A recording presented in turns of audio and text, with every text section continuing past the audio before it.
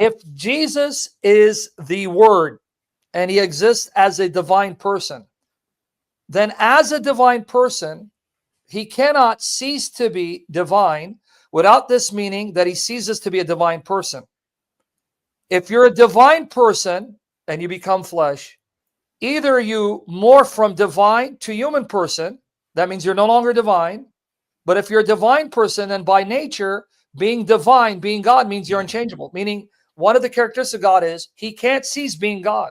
He can't cease being a divine person. Much to the chagrin of Sam Shamoun, the kenosis view of the Incarnation, whereby the Son of God emptied himself, thus transforming from full divinity into full humanity, was the early Christian belief. You find it articulated clearly in 2 Clement.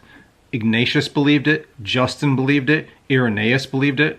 Early on, no one espoused coexisting natures, both human and divine, in Jesus. So what was the cause of the departure from the biblical kenosis view? Well, around 175 AD, Christians conceded to the false Greek philosophical premise of skeptic Celsus that the divine nature which the Father generated to the Son in his begetting of the Son, that is immutable and incapable of change. Now, this is simply philosophical conjecture. You cannot deduce immutability from philosophy or by observing the world around us, as the Greeks were so fond of doing.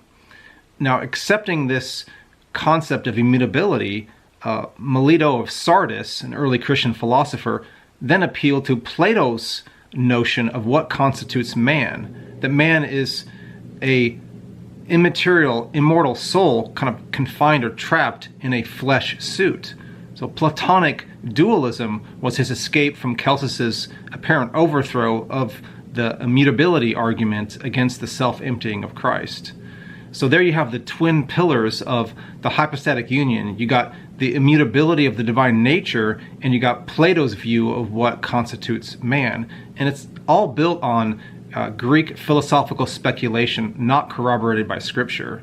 So in the end, the original kenosis view of the Incarnation was replaced with a Platonic incarnation.